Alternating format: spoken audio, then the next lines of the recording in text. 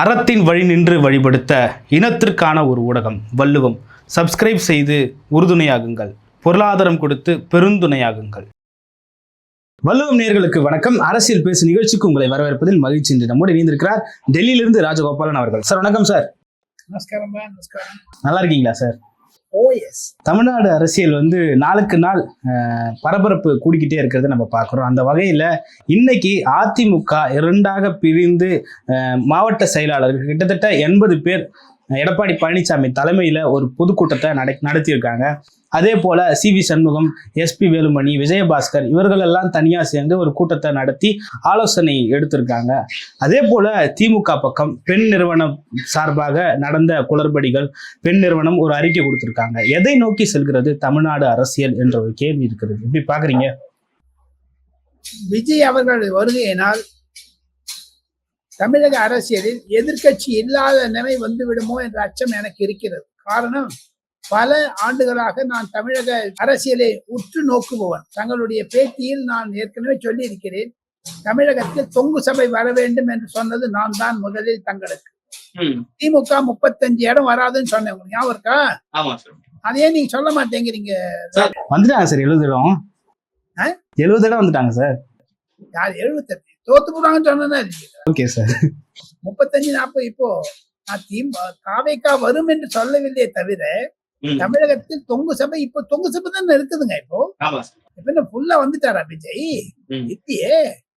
அவரும் எல்லார்ட்டையும் தேர்தலுக்கு முன்னதாக கூட்டணி வேண்டான்னாரு.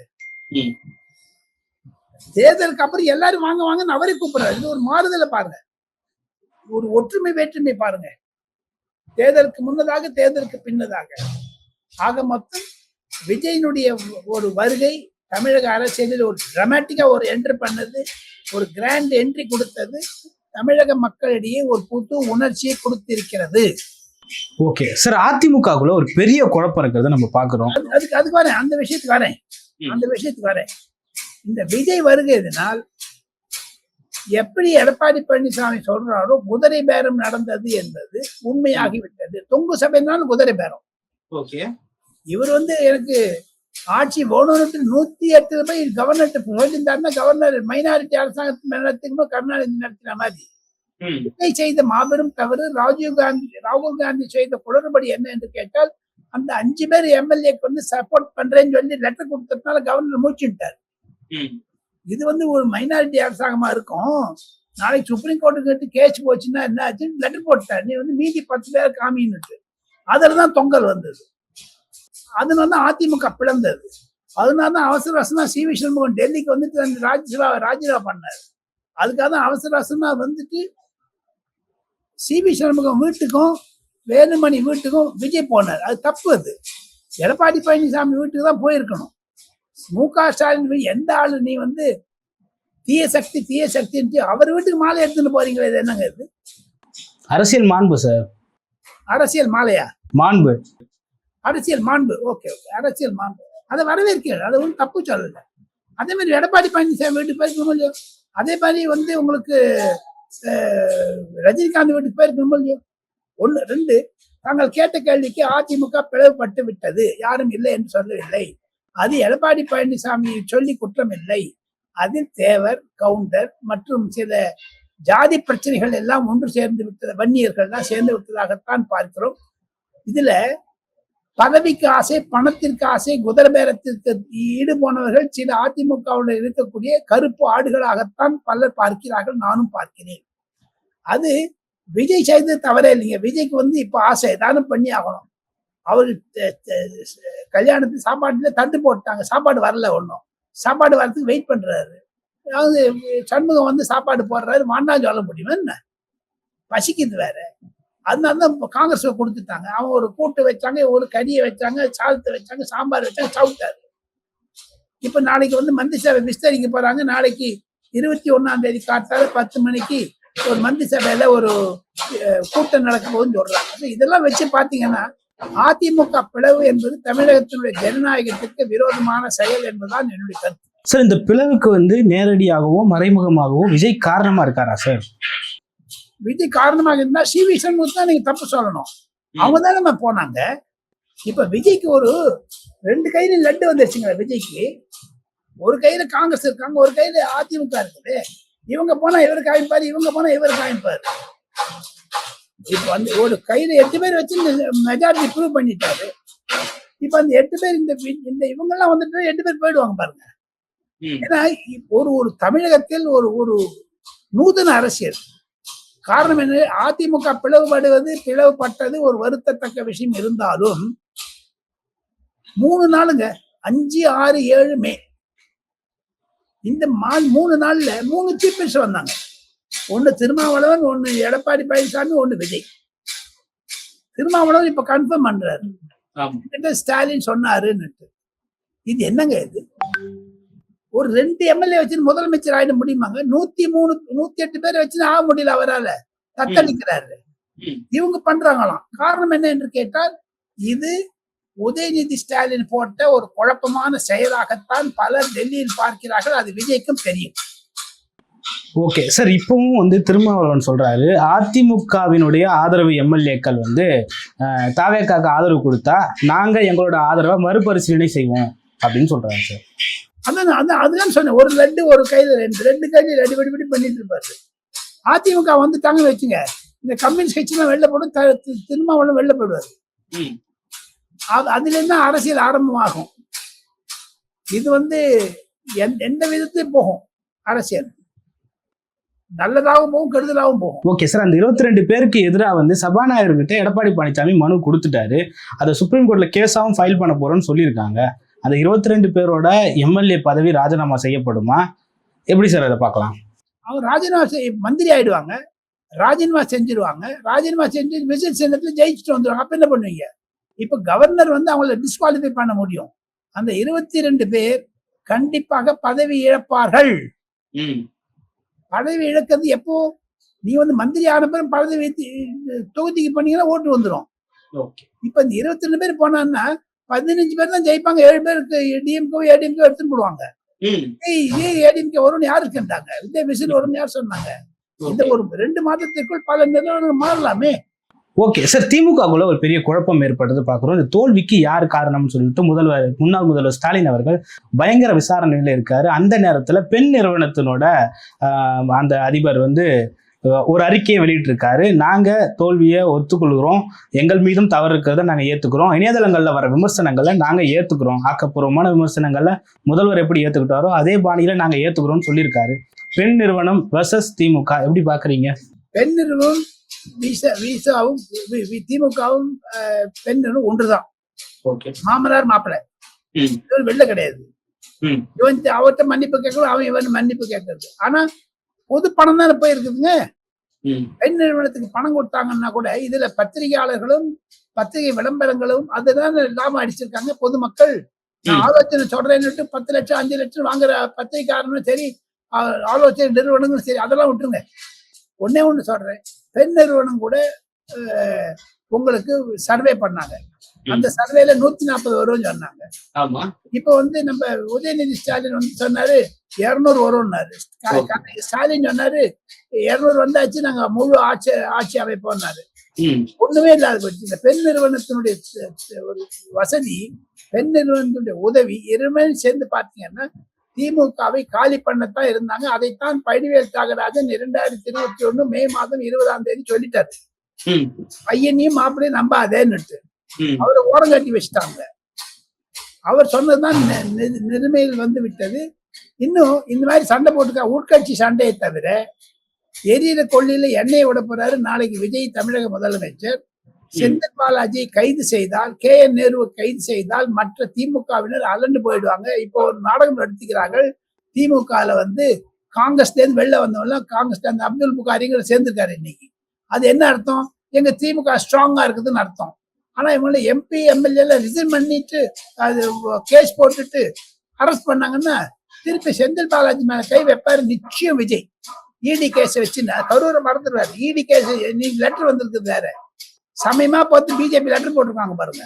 சரி, அமலாக்கத்துறை வந்து கேட்டிருக்காங்க, அரசு கிட்ட அனுமதி கேட்டிருக்காங்க, அவர் மேல வழக்கு தொடுக்கலாமா அப்படின்ற மாதிரி கேட்டிருக்காங்க. அனுமதி கொடுத்துரு, அப்ப என்ன பண்ணுவீங்க? இவருக்கு என்ன போச்சு? இவருக்கு ஸ்டாலின் அனுமதி தரமாட்டேன்னு டைரக்டர் ஜெனரல் ஆஃப் போலீஸே போடாது இருந்தாங்களா 6 மாசத்துக்கு.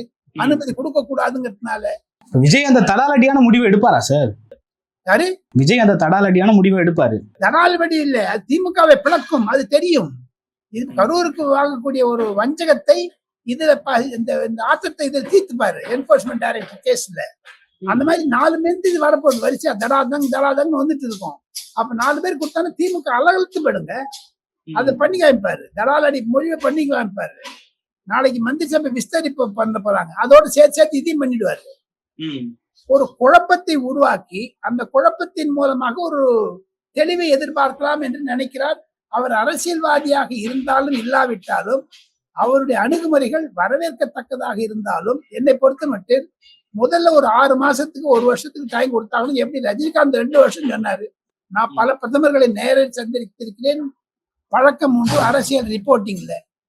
அவருக்கு நம்ம பொதுமக்களுக்கு எதிர்த்து போக முடியாது. சப்போஸ் நீங்க எலெக்ஷன் வச்சீங்கன்னா 200 சீட் அடிச்சிருவாங்க அவரு. அதுக்காக காலதாமதம் பண்ணணும். நீங்க காலதாமதம் பண்ணீங்கன்னா கெட்ட பேர் வரும். கெட்ட பேர் வந்து அது பெரிய இதுவாகும். இப்போ எல்லாம் எந்த மீம்ஸ் இன்ஸ்டாகிராம் சொன்னாங்களோ அதே இன்ஸ்டாகிராம் நான் இன்னைக்கு கூட பார்த்தேன். ஒரு பெண்மணி சொல்றாங்க, நான் ராத்திரி 12 மணிக்கு தனியா போறேன் வீட்டுல, விஜய் ஆட்சி வந்து சட்டம் ஒழுங்கு சரியாயிடுச்சு சொல்றாங்க. அந்த மீம்ஸ் விட மாட்டேன், அவளும் போட்டுட்டு இருப்பாங்க. ஸோ நீங்க ஜாக்கிரதையா இருக்கணும் சார். சட்டம் ஒழுங்கு பிரச்சனை நிறைய நடக்கிறத நம்ம பாக்குறோம் சார், செய்திகள்ல தினந்தோறும் வந்துட்டு இருக்கு. இன்னைக்கு கூட தாம்பரத்துல இரட்டை கொலை நடந்திருக்கு. அந்த மாதிரி சட்டம் ஒழுங்கு பிரச்சனைக்கு நடந்திருக்கு, நடக்குது. அதெல்லாம் இன்ஸ்டாகிராம்ல போட்டு மயக்கிறாங்களா மறக்கிறாங்களா, அதெல்லாம் என்ன பண்ணுவீங்க? உடனே நடக்குதுன்னு தான் சொல்லுவாங்க. அதையெல்லாம் நிறுத்துன்னு சொல்லிட்டு வந்தவர் தானே. இவருக்கு வந்து இப்ப இந்த மாதிரியான ஒரு தர்ம சங்கடங்கள். இன்னொன்னு சொல்றேன் ராபின்சன், வள்ளுவம் நேயர்களுக்கு இன்று நான் சொல்லுகிறேன், எழுதி வைத்துக் கொள்ளுங்கள். 19ஆம் தேதி மே மாசம் 2026 6 மாதத்திற்குள் உதயநிதி சட்டமன்றத்தில் பேசியதை ஒரு இம்ப்ளிமெண்ட் பண்ணி காமிப்பார், நடைமுறைக்கு கண்டு வந்து காமிப்பார். தமிழகத்தில் சனாதன தர்மத்தை பேசி ஒரு குறிப்பிட்ட சாராருக்கு எதிராக ஒரு குறிப்பிட்ட சாராரை மோர்ந்து விட்டு வகுப்பு கலவரம், விவசாயிகள் போராட்டம், மாணவர் போராட்டம், மருத்துவர் போராட்டம் என்ன பண்ணாங்கன்னா என்ன ஆகுங்க உங்களுக்கு? அரசாங்கம் பலவலத்து போயிடும். ஜாக்கிரதையா இருக்கணும் விஜய் என்பதும் ஒரு கருத்து எனக்கு. இந்த red giant they go to any extent to demolish Vijay. Okay, தாவேக்கால வந்து முஸ்தபா வந்து சனாதன எதிர்ப்புன்னு பேசினார் சார். பத்திரா பண்ணிட்டாரு, நான் பேசுறேன்னு சொல்லிட்டாரு. அந்த வீடியோ நான் பார்த்தேனே. நான் தவறாக குறிப்பிட்டு இருக்காங்க, நான் எல்லா மதம் சம்பந்தம் விஜய் கீழே எல்லாரும் ஒன்னாதான் இருப்பான்னு மாத்திட்டாரு கதையை. அது ஒரு சனாதனத்துமே தமிழ்நாட்டுல ஒரு பிரச்சனை ஆகத்தான் ஆகும். அந்த பிரச்சனை ஆகும் இல்லைன்னா ஒன்னு கேட்கிறேன் ராபின்சன், ஒரு விவாத பொருள் நடந்துட்டே இருக்குது, நம்ம 2 பேரும் விவாதம் பண்ணிட்டே இருக்கோம். நம்பிக்கை தீர்மானத்து விவாதம். அதுல நீங்க சோஃபா சொல்லுங்க, சேஞ்ச் சொல்லுங்க, எக்ஸ்சேஞ்ச் சொல்லுங்க, ரியல் சொல்லுங்க, ரீல் சொல்லுங்க, எல்லாம் வரவேற்கலாம். எதுக்குங்க சனாதனத்தை பேசணும்? ஒரு முஸ்லீம் வாக்காளர்கள் விஜய்க்கு அதிகமாக போட்டு விட்டார்கள், கிறிஸ்தவர்கள் அதிகமாக போட்டு விட்டார்கள், திமுகவுக்கு வரலைங்கிறத காமிக்கிறதுக்கு பேசுனீங்களா? இல்ல ஹிந்து மக்களை உசுப்பி விடணும்னு பாத்தீங்களா? இல்ல திருப்பரங்குன்ற விஷயத்த நாங்க பண்ணோம்னு காமிக்கப்படுத்தீங்களா? என்ன உங்க இன்டென்ஷன் என்ன? அதை வெஞ்சி புரிஞ்சுட்டு தரலையோ. இனி வரப்போது அரசியல் எழுதி வச்சுங்க. உதயநிதிக்கு ரெட் ஜெயண்ட்டுக்கும் விஜய்க்கும் இருக்கக்கூடிய நேர் மாறுதல் தாங்க, ஐபால் டு ஐபால். இவர் அவரை பார்த்துட்டு இருப்பார், அவர் இவரை பார்த்துட்டு இருப்பார். ஒரு டேஞ்சரஸ் அரசியல் தமிழ்நாட்டில் நடக்கும். அதை விஜய் புரிந்து கொள்ள வேண்டும். நம்ம வள்ளுவம் நேயர்களுக்கு, வள்ளுவத்தை பார்க்கக்கூடிய முதலமைச்சர் பார்த்தாலும் இந்த வீடியோ கிளிப்பை அவர் எச்சரிக்கையாக எடுத்துக்கொள்ள வேண்டும். ஓகே சார், டிவிகேல கேபினெட் மினிஸ்டர்ஸ் வந்து போட்டிருக்காங்க, அவங்களுக்கு இலாக்காக்கள் ஒதுக்கியிருக்காங்க. அந்த இலாக்காக்கள்ல வந்து பல சிக்கல்கள் இருக்கிறத சமூக வலைதளங்களை விமர்சிக்கிறாங்க. குறிப்பா சொல்லணும்னா ராஜ்மோகனுக்கு வந்து எஜுகேஷன் மினிஸ்டர் கொடுத்ததை சமூக வலைதளங்களை பெரிய ட்ரோலா மாத்திருக்காங்க. இலாக்காக்கள் முடிவு பண்றதுல தாவேக்கா கோட்டை விட்டாங்கன்ற ஒரு கேள்வி இருக்கு. அது மாதிரிதான் பாக்குறேன். ஏன்னா மத்திய அரசாங்கத்தை ஸ்மிருதி இரானிக்கு வந்து டாக்டரேட் இல்லை, ஏன் பிரதம மந்திரிக்கே இல்லைன்னு சொல்றாங்க. அந்த குழப்பத்தை உண்டா. இப்ப சப்போஸ் நாளைக்கு ராபின்சன் மந்திரி ஆயிட்டான்னு வச்சுங்க, உங்களுக்கு என்ன நோட்டு, கருப்பு சட்டை போட்டு வரல, நீங்க காலேஜ்ல வந்து நீங்க 7ஆம் கிளாஸ்ல ஃபெயில் ஆயிட்டீங்க அவ்வளவு சொல்லுவாங்க. ஏதான ஒண்ணு நோட்டு சொல்றதுக்குன்னு இருப்பாங்க. ஸோ இதெல்லாம் ஒரு 2 பேச்சு பொருளாக இருக்குமே தவிர நீதிமன்றத்திலேயோ இல்ல சட்டமன்றத்திலேயோ இல்ல மக்கள் மன்றத்திலேயோ இது எது ஈடுபடாது. காரணம் என்னன்னு கேட்டால் இன்னும் ஒரு 6 மாசத்துக்கு விஜய் அசைக்க முடியாதுங்க. என்ன பண்ணாலும் வரவே இருப்பாங்க பொதுமக்கள். 7வது மாசத்துல இருந்து உங்களுக்கு ஆரம்பம் மீதி எல்லாம். இந்த ராஜ்மோகன் வந்து மந்திரி ஆனது இப்ப உயர்கல்விக்கு வேற நல்ல ஆளை போட்டாங்கன்னு என்ன பண்ணுவீங்க? இது தெரிஞ்சுட்டு ஒரு தப்புல இருந்து இன்னொரு தப்பு பண்ணக்கூடாதுன்னு தான் பாப்பாரு விஜய். பாருங்க அந்த ஜோசியர் அப்பாயின்மெண்ட் அந்த கதையை முடிச்சாரு பாருங்க. ஆமா. அதை தவிர அதுக்கு முன்னதாகவே அந்த ஜோசியருக்கு வருவதற்கு முன்னதாகவே வந்தே மாதரம் பாடல் அதையும் சமாளிச்சார்ல. இந்த ஸ்டெப் பை ஸ்டெப்பா போனீங்கன்னா தமிழக அரசியல் கொஞ்சம் புரிஞ்சுக்கலாம். அதுதான் சொல்றேன். ஓகே சார், பூத் ஏஜென்ட் போட கூட ஆள் இல்லை. இன்ஸ்டாகிராம்ல குழந்தைங்களை வந்து இது இன்ஃப்ளூயன்ஸ் பண்ணி ஆட்சிக்கு வந்த கட்சி தாவேக்கா அப்படின்னு சொல்லிட்டு இன்ஸ்டாகிராம்ல சோசியல் மீடியால திமுகவும் அதிக கவனம் செலுத்தணும் அப்படின்னு சொல்லிட்டு முன்னாள் முதல்வர் ஸ்டாலின் பேசியிருக்காரு. அதுக்கு 2 காரணம் நான் சொல்றேன். ஒன்னு, டிஆர்பி ராஜா சோசியல் மீடியா பார்த்துருந்தவனுடைய ஃபெயிலியர்னு ஒத்துக்கிறாரா ஸ்டாலின்? ரெண்டாவது, இன்னைக்கு பாருங்க, என்னைக்கு இல்லாத நான் நோட் பண்ணேன், நேற்று மட்டும் இல்லாத இன்னைக்கு வந்து திமுக வெப்சைட்ல திமுக ட்விட்டர் ஹேண்டில் போய் பாத்தீங்கன்னா இன்ஸ்டாகிராம் dmk.org புதுசா போட்டிருக்காங்க இன்னைக்கு. அதே போட்டு உங்களுக்கு நீங்களே பாருங்க, டிஎம்கேன்னு பாத்தீங்கன்னா உங்களுக்கு தெரியும். அதையும் போட்டிருக்காங்க. ஆக மொத்தம் தோல்வியை ஒப்புக்கொள்கிறார்கள். அதனால 36 கமிட்டி போட்டிருக்காங்க, 36 பேர் கொண்ட கமிட்டி. எங்க இவங்க வாய் வளர்றான்.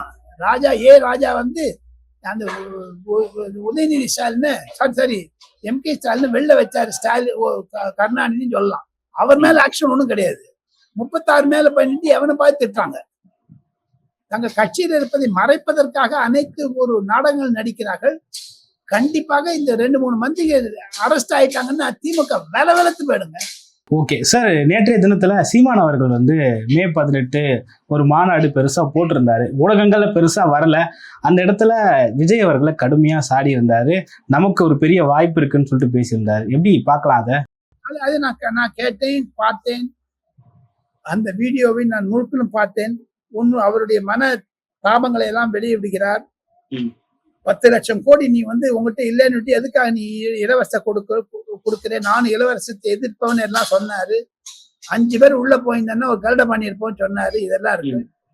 பொறுத்திருந்து பாருங்கள். தங்களுடைய ஒரு அரசியல் நடவடிக்கை வரக்கூடிய நாட்களில் திமுக அதிமுக போன ஸ்பேஸ் எப்படி ஜெயலலிதா கருணாநிதி ஸ்பேஸை விஜய் எடுத்தாரோ திமுக அதிமுக ஸ்பேஸை சீமான் எடுப்பார் என்பது என் மனதில் நிச்சயமாக திட்டவட்டமாக நான் சொல்ல முடியும். 2 வருடத்தில் 2029 லோக்சபா தேர்தலில் சீமானுக்கு நல்ல ஒரு வரவேற்பு இருக்கும். காரணம், ஒரு ஸ்டெடியா இருக்காருன்னு பொதுமக்கள் பாராட்டுவார்கள். இவன் வந்து லூஸ் ஸ்டாக் பண்றது இல்லை, இது தரேன் அதை தரேன்னு சொல்றது இல்லை, இது இருந்தா செய்து காமிப்பேன் என்று சொல்லக்கூடிய அளவிற்கு சீமான் ஒரு நிலைப்பாட்டில் ஒரே காலில் நிற்கிறார் என்பதை பொதுமக்கள் அறிந்து கொண்டிருக்கிறார்கள். அவருக்கு என்று ஒரு தனி கூட்டம் இருக்கிறது. அது கண்டிப்பாக வளரும். ஓகே சார், ஆனா ஃபர்ஸ்ட் டைம் ஒரு ஸ்டெப் பேக் வந்திருக்காங்க. அது ஒரு பெரிய பேக் ஃபயரா இருக்கு அவங்களுக்கு. எங்க பதுங்குற புலி ஸ்டெப் பேக் பண்ணி தானே பதுங்குங்க. முன்னாடி வந்து பதுங்குமா இல்ல பாயுமா சொல்லுங்க? பதுங்கினால பின்னாடி போகும், பாயினாலும் பின்னாடி போகும். பின்னாடி போறது தப்பு இல்லையே. தோத்து போயிட்டாரு, என்ன பண்றது? பின்ன வாங்கி தான் முன்னாடி போகணும். பண உதவி கிடையாது, பொருள் உதவி கிடையாது. அதை தவிர விஜய்க்கு இருந்த ஒரு கரிஷ்மா, சினிமால இருந்த ஒரு வரவேற்பு, குழந்தையெல்லாம் போட்டுதுன்னு சொல்றாங்க. இவங்களே அந்த ரூட் என்ற ஒரு வலைத்தளம் குழந்தைகள்லாம் போட்டுட்டு ஒரு 20 குழந்தை பிடிச்சி போட்டு எங்க அப்பா ஓட்டு போட்டா, தாத்தா ஓட்டு போட்டா, பாட்டி ஓட்டு போட்டான்னு சொல்லிட்டு அதுல ஒரு சிச்சுவேஷன் மாத்தினாங்களே. அதுலதானே மயங்கினாங்க எல்லாருமே. அதுல ஸ்டாலின் ஒண்ணு இல்ல ஊந்துட்டாரு. சீமான் எந்த மூலைக்கு சொல்லுங்க? அந்த கிரேடேஷன் பாத்தீங்கன்னா எல்லாமே அடிபட்டாங்களே. அதுல அந்த விஜய் வேவ் இருந்ததா சார்? வேவ் தவிர ஒன்னே ஒண்ணு சொல்றேங்க. நான் சொன்ன என்னுடைய பழைய வீடியோக்கெல்லாம் தயவு செய்து நீங்க போட்டு பாருங்க. நான் டெல்லியிலேருந்து பேசுறேன், 2000 கிலோமீட்டர் 3000 கிலோமீட்டர்ல பேசுறேன்னா கூட பொதுமக்கள் திமுகவிற்கு எதிராக இருந்ததை விஜய் பயன்படுத்தி கொண்டார். நம்ம எவ்வளவு தூரம் சொல்லியிருக்கோம்? பொதுமக்கள் விரோதமா இருக்கான்னு இல்லையா நம்ம சொல்லியிருக்கோமா? இல்ல 6 வீடியோ நான் எண்ணி பார்த்தேங்க ராபின்சன். நம்ம வள்ளுவம்ல 6 வீடியோ நான் சொல்லியிருக்கேன். டேட் எல்லாம் கூட உங்களுக்கு சொல்ல முடியும். உங்களுக்கு அந்த டேட்ல பாத்தீங்கன்னா அந்த வீடியோ நீங்க போய் பாத்தீங்கன்னா தெரியும். பொதுமக்கள் விரோதம். அதை நீங்க வந்து இப்ப சப்பகட்டு கட்டுறாங்களே திமுக அதிமுக மாதிரி உடைவது நிச்சயம் 27க்குள்ள 28க்குள்ள. எங்க பொட்டி படுக்க எடுத்துன்னு பழனிவேல் தியாகராஜன் அமெரிக்காவுக்கு போயிட்டாரு சார். அவர் சொல்லிட்டாரு சார், இந்த மாதிரி பணம் கொடுக்காம ஒருத்தர் ஜெயிச்சதுல எனக்கு சந்தோஷம் தான். நான் வந்து தேர்தல் அரசியல இருந்து ஓய்வு சரி, பெறேன். பணம் கொடுத்து தோத்தவன் அவனு போடுவானு போட்டி படிக்க எடுத்துன்னுட்டு. அமித்ஷா கையிலங்க, நான் உங்க வீடியோல கூட சொல்லியிருக்கேன், அமித்ஷா கையில ஒரு 17-18 பேர் லிஸ்ட் இருக்குதுங்க. அயல் நாட்டுல திமுகவுடைய தலைவர்கள் சொத்துங்க, அவங்க எல்லாம் அங்க போயிடுவாங்க. இப்ப ஸ்டாலின் தனியாயிடுவாரு, உதயநிதி கையில கட்சி வரும், வயசானவங்க எல்லாம் போயிடுவாங்க. இல்ல அந்த எடிலன் எதுக்கு அந்த வீடியோ கொடுக்கணும்? 16-60 வயசுக்காரன் வெளில போனது, அவருக்கு 55 வயசு. இப்ப ஸ்டாலின் உதயநிதிக்கு நாளைக்கு 60 வயசு ஆச்சுன்னா அவர் வெளில வந்துருவாரா? என்ன பேசுறாரு எடிலன்? ஒரு சமுதாயத்திற்கு எதிராக தூண்டி விடுவது என்பது தவறு. 60 வயசுக்கு மேல இருக்கணும் வெளில போனோம்னா இப்ப துரைமுருகன் என்ன பண்ணுவாரு? டிஆர் பாலு என்ன பண்ணுவாரு? கே நேரு என்ன பண்ணுவாரு? ஸ்டாலின் என்ன பண்ணுவாரு? இப்போ இப்போ ஒரு ஒரு விதத்துக்கு பாத்தீங்கன்னா அரசியலுக்கு அதைதான் மோடி சொன்னாரு, 75 வெளில போகணும். அதைதான் ஜெயராம் ரமேஷ் சொன்னாரு, காங்கிரஸ் 65 பேர். இது வந்து தோத்து போனா இது ஒரு ஐடியா வருங்க மனசுல. பீச்சினுடைய தன்மை நான் நிறைய ஸ்டடி பண்ணிக்கிறேன், அது மேல ஒரு பிஹெச்டி பண்ணலாம் டாபின் சார். மோடி சொன்னாரா இல்லையா 75 வயசு மேல இருக்கக்கூடாதுன்னு? மோகன் பாகவத் சொன்னாரா இல்லையா? அது என்ன சொல்லல 70. அப்ப கடைசியில் மோடிக்கு 75-76 வயசு ஆயிடுச்சு. முதல்ல 75 அத்வானியை தனியா வச்சுட்டாங்க, வாஜ்பாயை தனியா வச்சாங்க. அந்த மாதிரி இப்ப இவர் தனியா வச்சிருவாங்க துரைமுருகனை. ஓகே சார், காங்கிரஸ் வந்து இப்ப திமுகவுக்கு துரோகம் பண்ணி இருக்கிறது ஐடிவியோட பேசாது தம்பி, காங்கிரஸ் செத்து போச்சுங்க. காங்கிரஸ் பத்தி பேசாது சார். 29ல விஜயோட ஆதரவோட கேரளா, ஆந்திரா, கர்நாடகா, தமிழ்நாடு 4 ஸ்டேட்லயும் வந்து கிட்டத்தட்ட 100க்கும் மேல சீட்ஸை காங்கிரஸ் வின் பண்ண போறதா பேசிக்கிட்டு இருக்காங்க சார். ஜெயிச்சு பிரைம் மினிஸ்டர் ஆயிடுவாரா சார்? 100 seat sir. இப்ப எவ்வளவு சீட் இருக்குது? மொத்தமாவே 100 தான் சார் இருக்கு. அது அதோட சரி. இப்போ ஒன்னே ஒண்ணுங்க, ராகுல் காந்தியுடைய அவசரம் பாத்தீங்கன்னா கேரளால இந்த மாதிரி தமிழ்நாட்டிலே மந்திரி சபை அணைச்சாச்சு எல்லாம். கேரளால இவ்வளவு இழுக்கு அடிச்சாங்களே, கேரளால நான் சொல்றேன் எழுதி வச்சுங்க, அந்த ரமேஷ் சென்னித்தலா வெளில வரலன்னா என் பேர் ராஜகோபால் எழுதி வச்சுங்க. ஏக்நாத் ஷிண்டே மாதிரி பண்ணுவாரு. கர்நாடகா மாதிரி கேரளா ஆயிடும் 1 மாசம் 2 மாசத்துக்குள்ள. அந்த 7 மந்திரி சபையில 7 பேர் பிடிய கேசி வேணுகோபால் வச்சிருக்காரு. கேசி வேணுகோபால் எந்த சமயத்துல இந்த சதீஷ் கவர்மெண்ட் கவுத்துறாரு. ஆக மொத்தம் நீங்க போடுற கோட்டையெல்லாம் 100-200 அதெல்லாம் புசுன்னு போயிடும். அரசியல்வாதிக்கு ஏங்க 200 வரேன்னு சொன்னாரு, என்ன ஆச்சு? அது 200 வரும்னாரு ஸ்டாலின் வந்ததா? நீங்க 100 வரும் இப்பவே சொப்பனமா இருக்கிறீங்களே, கனவு காண்றீங்களே. ஐயா ஸ்டாலின் கனவு காண்டாரு 210ன்னாரு, எடப்பாடி பழனிசாமி 210ன்னாரு, கட்சி ஒண்ணுமே இல்லாத போயிடுச்சு. அது வந்து வள்ளுவன் தொலைக்காட்சி அவங்க எல்லாம் பார்த்துருந்தாங்கன்னா தெரிஞ்சுக்கலாம் ஒரு மூடாதி தமிழ்நாடு. ஓகே சார், கடைசியா ஒரு கேள்வி என்னன்னா, தமிழ்நாட்டில் நடக்கிற இந்த பரபரப்பான சுச்சுவேஷன் எல்லாத்தையுமே வந்து அமைதியா வேடிக்கை பார்க்கறாரு அமித்ஷா அப்படின்னு சொல்லிட்டு தினமலர்ல போட்டிருக்காங்க. அமைதியா வேடிக்கை பார்க்கறாரா? என்ன சார் நடக்குது? அமைதியா வேடி பார்ப்பதற்கு ஒரு காரணங்கள் இருக்கிறது. காரணம், வெஸ்ட் பெங்கால் அவங்க ஆட்சியை பிடிப்பதற்கு என்று நினைத்தார்கள், அவர்களுக்கு கனவு பழித்து விட்டது. வெஸ்ட் பெங்கால்ல பிடிச்சாங்க, அசாமில் பிடிச்சாங்க. கேரளா பத்தி அவங்களுக்கு நம்பிக்கை கிடையாது. தமிழகத்தில் பாஜக குழப்பத்தில் இருக்கிறது, அதிமுக குழப்பத்தில் இருக்கிறது என்பதை நன்றாக புரிந்து கொண்டவர் அமித்ஷா. அதனால்தான் பணமும் செலவழிக்கவில்லை, கொடுத்த பணத்துக்கும் கணக்குக்கும் கேட்கவில்லை, விட்டுட்டாங்க, அவ்வளவுதான் படான்னு. எவ்வளவு பணம் கொடுக்கணும் அந்த பணத்தை வெஸ்ட் பெங்கால சேர்த்து 310 எம்எல்ஏ வந்திருக்கலாங்கிற மாதிரி பிஜேபி காரங்க எங்கிட்ட சொன்னாங்க. ஆக மொத்தம் அவர் சைலண்டா இல்லை, அவரும் ஒரு சரியான சமயத்துல வந்து பண்ணுவாரு. தமிழகத்தில் பிரதமரை நாளைக்கு விஜய் வந்து பார்க்க இருக்கிறார், அமித்ஷாவையும் பிரதமரையும் ஜனாதிபதி துணை ஜனாதிபதி எல்லாரையும். வந்தப்புறம் தமிழகத்தினுடைய நிலைமை மாறும். தமிழகத்திற்கு மத்திய அரசாங்கம் உதவி பண்றேன்னு சொன்னதுக்கு அப்புறம், ஏன்னா தமிழ்நாடு ஃபர்ஸ்ட், எனக்கு நான் டிரான்ஸ்பரண்டா இருப்பேன்னு சொன்னார் விஜய். ராகுல் காந்தி பக்கத்துல வச்சிருந்தே மன்னர் ஆட்சின்னாரு. அது உதயநிதி சொல்றதுக்கு இவரை சொல்லிட்டாரோன்னு பயந்தாங்க எல்லாம். வேற நான் டிரான்ஸ்பரண்டா இருப்பேன், நான் மோடியை போய் பார்ப்பேன், என்கிட்ட மோடிக்கு பணம் கொடுத்தேன்னா அவனை பத்தி சொல்லக்கூடாதுன்னு சொல்லி ஓப்பனா கிளீனா அடிக்கிறாரு போல்டு. ஸோ அதனால அந்த விஷயத்துல பாத்தீங்கன்னா இனி தமிழ்நாட்டிற்கு விஜய் அவர்கள் டெல்லி பயணத்திற்கு பிறகு ஒரு மாறுதலான விஜய் தாங்கள் பார்க்கலாம் என்பதுதான் என்னுடைய கடைசி கருத்து. ஓகே சார், பல்வேறு கருத்துக்களை பகிர்ந்து கொண்டீங்க. மற்றும் ஒரு கால் சந்திப்போம். நன்றி சார்.